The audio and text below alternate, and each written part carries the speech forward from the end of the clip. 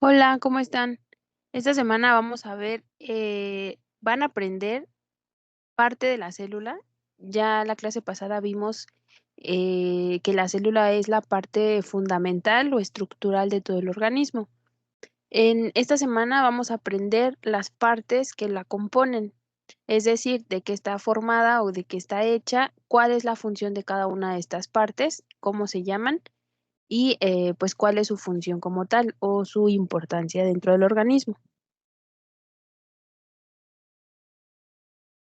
Sabemos que la célula está conformada principalmente por un citoplasma.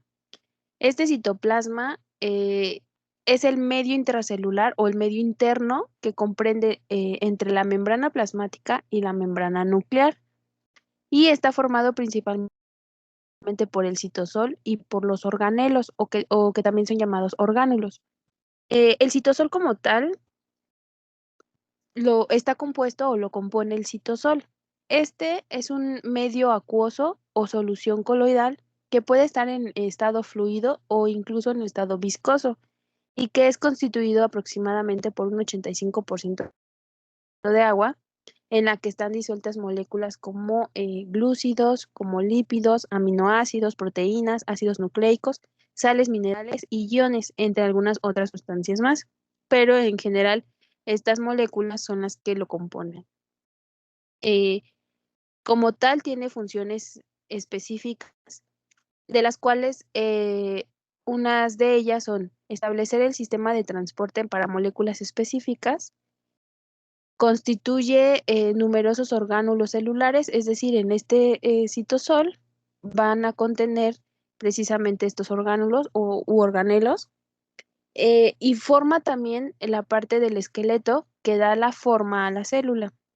También una de las funciones principales o importantes es que regula el pH intracelular. Sabemos que para que pueda una célula estar en condiciones eh, básicas o en un estado de equilibrio, el pH es fundamental. Entonces debe de cumplir con un equilibrio en las concentraciones del pH y bueno, como tal el citosol es uno de estos elementos que ayudan a mantener o a equilibrar el pH. Como tal, en el citosol se desarrollan muchas reacciones metabólicas, por ejemplo, la síntesis de proteínas o como la glucólisis, que pues esta es la primera etapa de la respiración celular. Ok, entonces dijimos que estaba conformado por el citosol y por los orgánulos u organelos celulares. Estos organelos celulares son clasificados como membranosos y no membranosos. Los membranosos son considerados parte del retículo endoplásmico rugoso, el aparato de Golgi, los lisosomas, peroxisomas y la mitocondria. Y como organelos no membranosos tenemos el citoesqueleto, el centrosoma, el núcleo y los ribosomas. Cada uno de estos organelos va a cumplir con una función específica que va a llevar a cabo, pues como tal, toda la función específica de la célula en general y que, pues obviamente alguna alteración en cualquiera de estos organelos, pues va a hacer que la célula sea deficiente y no cumpla con la función que debe de ser. Entonces, por eso es la importancia de cada uno de ellos, que vamos a ir mencionando cuál es la función. Ok, uno de estos organelos es el retículo endoplásmico liso. Este, por ejemplo, uno de sus funciones principales es la regulación del paso de iones. Iones entendemos como, por ejemplo, potasio, calcio, cloro, sodio. Y bueno, pues así como la membrana tiene esta capacidad de decidir qué tipo de iones pasan a su medio intracelular o a su medio extracelular, pues como tal, el retículo endoplásmico es también capaz de decidir qué iones van a atravesar la parte del citoplasma o del núcleo, por ejemplo, para poder cumplir una función. Entonces, prácticamente tiene esta función como de permeabilidad y de regulación de iones. cumple una función específica y muy importante también, que es el metabolismo de las sustancias. Es decir, cualquier molécula que necesita ser metabolizada o procesada, pues es a partir del retículo endoplásmico liso el que va a procesarla, degradarla o eliminarla. Es decir, va a cumplir con pues esta parte de su función o del metabolismo para que termine su ciclo. Otra función importante es la síntesis de carbohidratos. De toda la célula, la parte en la que se van a generar estos carbohidratos va a ser en este retículo.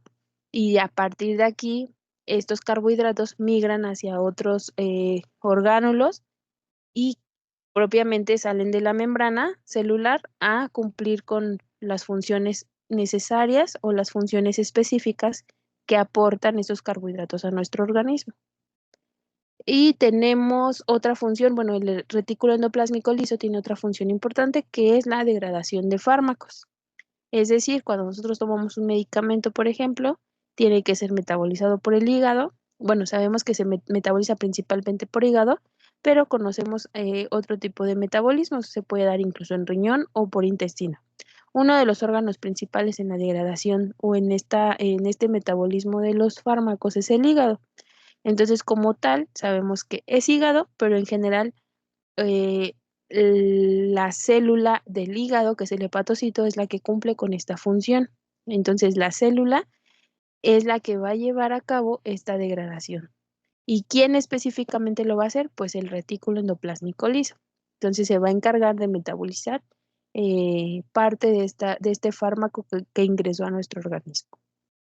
Entonces se dan cuenta, pues, las funciones muy importantes que tiene, que incluso si este organelo llega a estar mal, pues toda esta parte de estas funciones pues se alteran y pues ya hay como tal un desorden celular. Ok, otro de los elementos que dijimos que eran o que formaban parte de los no membranosos es el aparato de Golgi. Este interviene en la síntesis de polisacáridos y ayuda a modificar y ordenar las proteínas que son precisamente sintetizadas por el retículo endoplásmico, por el rugoso. Bueno, algo que no les mencioné es eso, que el retículo endoplásmico liso que acabamos de mencionar, también lo encontramos, pero en lugar de liso, lo encontramos rugoso. Y hay unos organelos u organelitos que hacen que el retículo endoplásmico liso se haga rugoso. Y entonces tenemos esos dos tipos. Ok, entonces, bueno, el aparato de Golgi como tal ayuda a ordenar o modificar esas proteínas que son eh, fabricadas o sintetizadas por este retículo endoplásmico rugoso. Y bueno, algunas de estas proteínas siguen un camino específico hacia el aparato de Golgi. Es decir, una vez que son sintetizadas por el aparato, eh, por el retículo endoplásmico rugoso, migran hacia el aparato de Golgi. Todo esto lo hacen mediante una señal que va a desviar a la proteína hacia este aparato de Golgi y que aquí va a formar cisternas que son, bueno, se consideran que son cisternas curvas y aplanadas que presentan una cara convexa y una cara opuesta o llamada trans, que es cóncava, y que pues le va a dar como tal esta función de síntesis de polisacáridos y como tal simplemente es modificación de proteínas. ¿Ok? Entonces prácticamente su función del aparato de Golgi es transformar o modificar las proteínas que fueron creadas en algún otro organelo que ya mencionamos cuál, y en este caso el aparato de Golgi solo las va a transformar. Entonces, algo muy importante de estas cisternas que les comento, si se dan cuenta en la imagen, se ven como unas curvas, unas más curvas que otras, que les llaman cara cis y cara trans, que es una convexa, una cara convexa, y otra es una cara cóncava. Entonces, cada una de estas caras tiene una función específica, pero al final la función en general o específica es la modificación de estas proteínas. Ok, otro organelo muy importante son los lisosomas, que estos se forman en el aparato de Golgi. Eh, estos lisosomas normalmente son como de 40 tipos de hidrolasas ácidas que tienen una membrana con protones que van a transportar iones de hidrógeno. Estos iones de hidrógeno van a formar parte para todas estas reacciones metabólicas que llevan a cabo nuestras células. Sin estos iones metabólicos, estos iones, esos procesos metabólicos no se podrían dar pues como con una buena función. Por ejemplo, estos iones tienen función en el pH, en esta parte de regular el pH. Entonces, si estos iones no son transportados adecuadamente, el pH celular o intracelular sería alterado y entonces todo nuestro organismo sufriría alteraciones metabólicas, en este caso problemas en cuanto a ácido-base o alteraciones ácido-básicas que traen grandes repercusiones a nivel orgánico. Entonces, esto es muy importante, esta función de los lisosomas es muy importante. Ok, entonces tenemos que también va a formar parte de la digestión de moléculas, de ya sea propiamente puras moléculas, pero también puede digerir microorganismos que fueron en algún momento fagocitados y que también algunos organelos que ya han sido deteriorados o envejecidos también suelen ser eliminados o digeridos y esto la función la realizan los lisosomas. Entonces, estos microorganismos que van a fagocitar en este caso, por ejemplo, los neutrófagos, neutrófilos, por ejemplo, los lisosomas son los que lo van a degradar y entonces los eliminan de esta célula y pues son como literal eliminados, ¿vale? Entonces, funciones principales de los lisosomas es transporte de iones hidrógeno y digestión de moléculas, microorganismos u organelos deteriorados o envejecidos. Tienen una clasificación importante los lisosomas. Los podemos encontrar como lisosomas primarios y secundarios. Los primarios solo contienen hidrolasas. Estas hidrolasas son vesículas de secreción que son recién formadas, son pequeñas y que todavía no participan en procesos digestivos. Es decir, estos lisosomas primarios tienen solo la capacidad de transportar estos iones hidrógeno, por ejemplo. No van a formar parte como tal de, de, este, de esta digestión de partículas o de microorganismos, por ejemplo. Entonces, solamente dijéramos que son un poquito inmaduros. Y tenemos los lisosomas secundarios.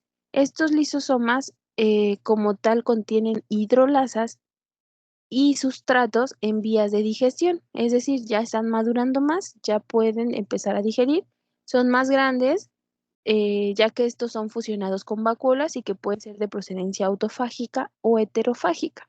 Entonces, prácticamente estos tienen esta capacidad de fagocitar y de eliminar estos microorganismos, ¿ok?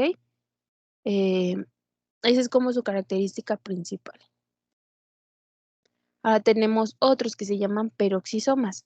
Estos peroxisomas, también conocidos como microcuerpos, son organitos pequeños con al menos 40 tipos de enzimas oxidativas. En especial hay una enzima oxidativa que es la uratooxidasa, catalasa y aminooxidasa. Esas son sus tres principales enzimas oxidativas.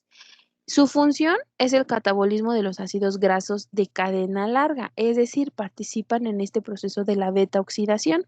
Este proceso de la beta oxidación prácticamente lo que hace es esto, degradar los ácidos grasos y forma la acetilcoenzima A, que esta acetilcoenzima A es un precursor de muchos procesos metabólicos que ya los irán viendo en bioquímica, por ejemplo, pero que al final forma parte de todo nuestro metabolismo de nuestro organismo, ¿ok? Entonces, estos peroxisomas mm, van a cumplir con esta función pues de tener estas enzimas oxidativas y como tal participar en el el catabolismo de los ácidos grasos, ¿ok? Y bueno, como tal, tenemos otra estructura muy importante que es muy famosa y muy conocida, que son las mitocondrias. Su función principal es la producción de energía en forma de ATP. Es de estructura, bueno, más bien, su tamaño es variable, así como su forma. Y tiene como función principal esto que les menciono, que es la formación de energía de tipo ATP, ¿ok? Que es el trifosfato. Cada mitocondria posee una membrana externa. Este ya forma parte de los organelos de membrana o membranosos. Entonces, esta mitocondria tiene una membrana externa lisa y una membrana interna plegada, que le da esa característica de ser como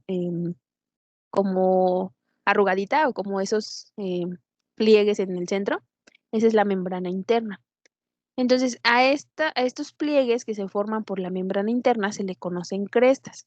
Estas aumentan la superficie de esta membrana y bueno, se observa este espacio intermembranal que está ubicado entre ambas membranas, es decir, membrana externa y la membrana interna. Forman estos como espacios, en los que se ven en la imagen color azul.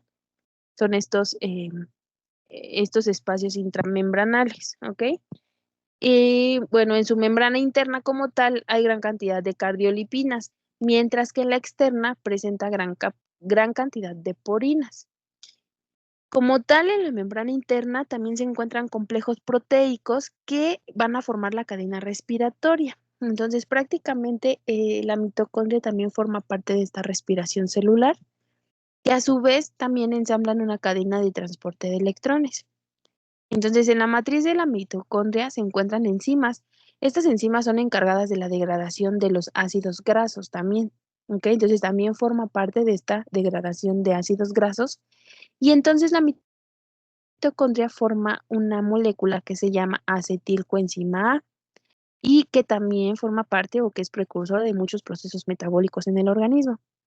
También forma parte de la oxidación hasta los ácidos tricarboxílicos les comento, forman parte del metabolismo, en este caso, por ejemplo, el ciclo de Krebs, que ya lo verán cuando vean bioquímica. También contiene RNA mensajero y de transferencia, así como gránulos de matriz. Y bueno, como tal, también la mitocondria reconoce DNA circular con información necesaria para expresión aproximadamente de 13 proteínas mitocondriales. Entonces, como tal, la mitocondria es muy pequeña, pero tiene muchísimas funciones y que sin ella muchos de nuestros procesos metabólicos serían deficientes. Entonces, si se dan cuenta, pues cumple también muchos procesos. El proceso de energía, el proceso de la respiración celular, eh, incluso de la degradación de ácidos grasos, que es al final da producto como precursor de muchos ciclos metabólicos, ¿ok?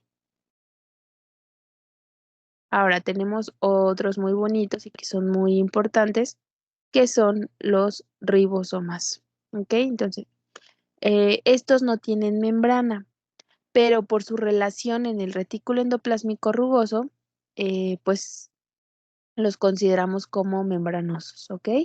Son partículas pequeñas que participan en la síntesis de proteínas, es decir, su función principal de estos ribosomas es la síntesis de proteínas.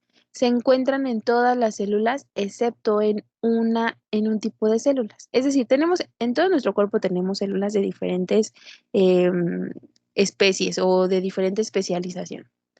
Solamente en un tipo de células de todo nuestro organismo no tiene ribosomas. ¿Cuál creen que sea?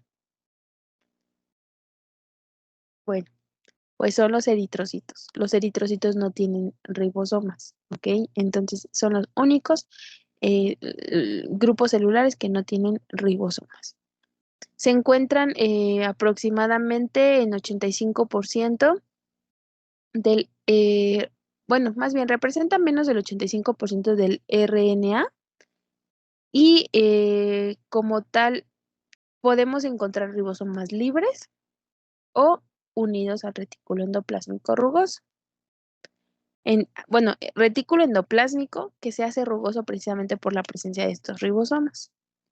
Entonces, prácticamente, si se dan cuenta en la imagen, tenemos subunidades del ribosoma que se van a asociar a una molécula de ARN mensajero, como les decía, y entonces forma el polisoma o polirribosoma.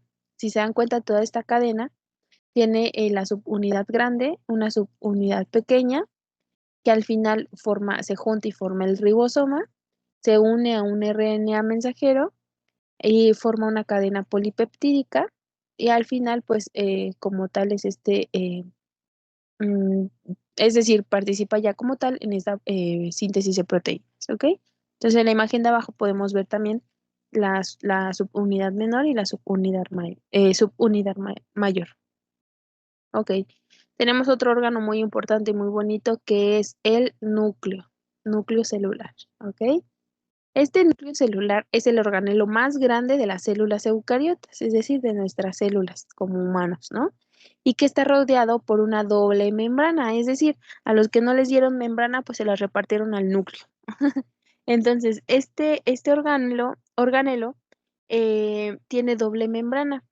En él vamos a encontrar o vamos a almacenar, bueno, se va a almacenar como tal toda la información genética de la célula que está contenida en el ácido desoxirribonucleico, que es el ADN o el DNA. Además de este DNA, en el núcleo hay ácido ribonucleico, que es el RNA. Prácticamente el RNA es transcriptor y traductor de mensajes que va a encerrar o encierra el DNA, ¿ok? Entonces, el núcleo se puede apreciar como redondeado, ovoide o incluso hasta alargado, aunque en algunas células pues puede presentar lo que se conoce como el polimorfismo, es decir, pues varias formas. Pero a pesar de que puede llegar a presentar varias formas, su estructura está delimitada por una doble membrana, que es lo que les decía. O sea, puede tener diferente forma, pero siempre va a tener su doble membrana y que va a contener la cardiolinfa o la nucleoplasmina o nucleoplasma, ¿ok? La nucleoplasma. También puede tener cromatina y contiene también algunos nucleolos, que ahorita vamos a ver qué es un nucleolo. Entonces, parte de este núcleo pues tiene esta información genética. Como tal, es un indicador del estado de la célula. O sea, el núcleo como tal va a ser un indicador del estado de la célula.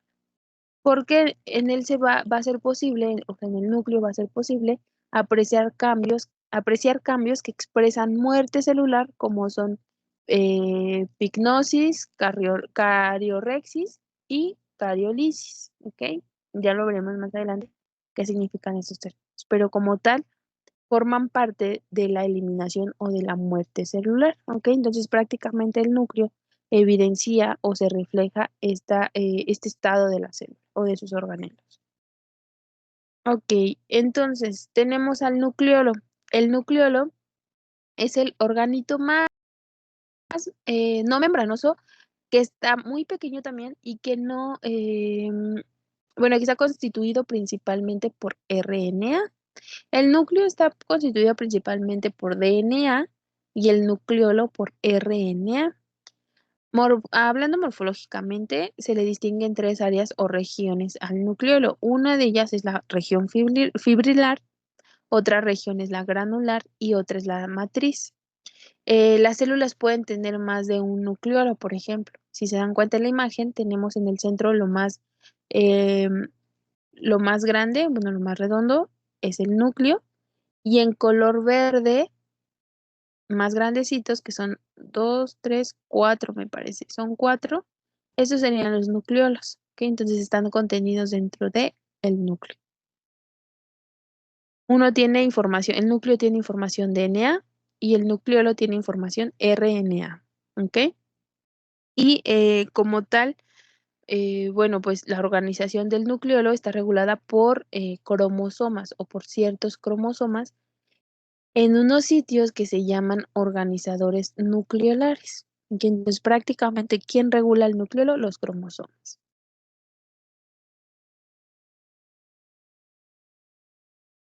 Muy bien.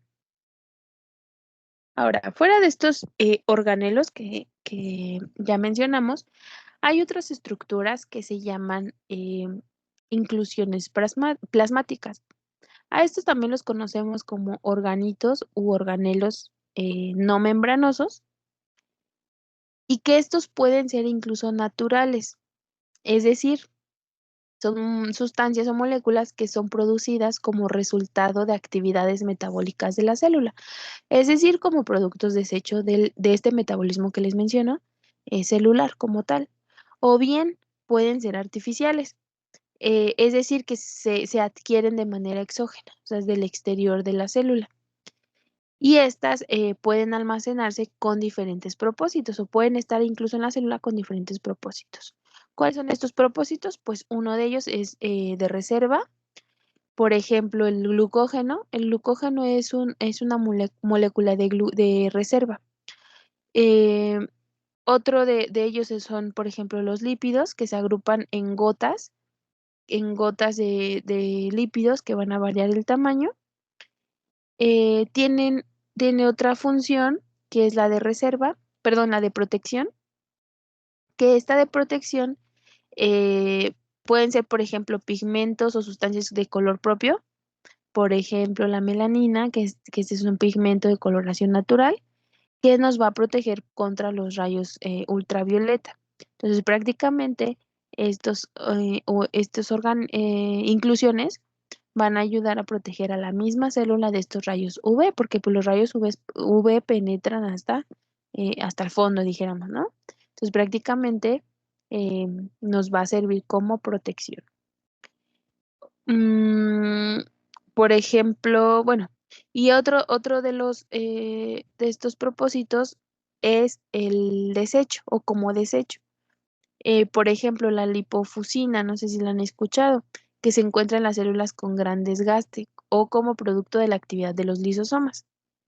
Entonces, aumentan con la edad, por ejemplo, de la célula. Es decir, la célula entre más tiempo o más viejita que esté, pues van a aumentar más estos desechos o estos pigmentos como tal. Se aprecian en células musculares, por ejemplo, y en las neuronas. Se considera que este es como un pigmento exógeno que va a ser fagocitado por los macrófagos no, y que no van a ser desechados o eliminados como tal. ¿Ok? Entonces, como tal, también tienen otras funciones que son variadas. Por ejemplo, la hemoglobina, que esta es una proteína que se ubica en el citoplasma de los eritrocitos. Entonces, esta hemoglobina se transforma en otro pigmento que se llama hemosiderina. Y como tal, entonces, esta es la que va a estar incluida en la parte del citoplasma celular. Y al ser metabolizada, como tal, la hemosiderina pues se va a almacenar y así como otros pigmentos de función metabólica como los citocromos que se encuentran también en las mitocondrias. Entonces prácticamente pues estas inclusiones celulares van a tener pues varios propósitos que ya mencionamos y que también son importantes dentro de nuestra célula. ¿Ok? Muy bien. Entonces prácticamente eso es hablando de cada una de estas estructuras celulares. Como tal, pues si hablándolo molecularmente podemos encontrar muchísimas más funciones y más extenso, pero en general es lo que debemos de saber, cómo funciona nuestra célula, quién contiene el ADN, quién hace la síntesis de proteínas, quién hace, no sé, quién fagocita las moléculas de desecho o quién las metaboliza, quién va a formar o quién va a metabolizar nuestros fármacos, por ejemplo.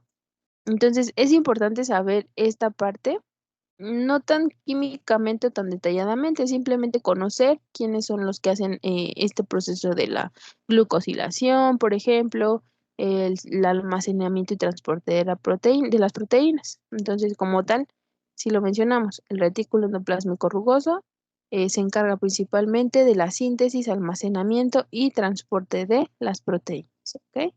y también lleva una función muy específica o muy importante que es la glucosilación, que prácticamente consiste en la unión de las proteínas o de los A oligosacáridos para formar glucoproteínas. Y pues empieza en el retículo endoplásmico rugoso y de ahí se continúa al aparato de Golgi. ¿Ok?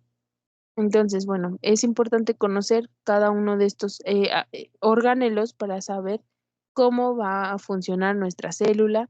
Cuando hay una patología o cuando hay una alteración en nuestro organismo, pudiéramos saber qué es lo que está fallando en nuestra célula, qué órgano o qué organelo, ¿ok? Entonces, como tal, eso sería como lo más importante que vamos a ver, ¿ok? Pues recuerden, si tienen dudas, preguntas, anótenlas. A lo mejor me fui un poquito rápido, pero pues en general solamente saquen lo más importante de cada organelo y ténganlo presente, ¿vale?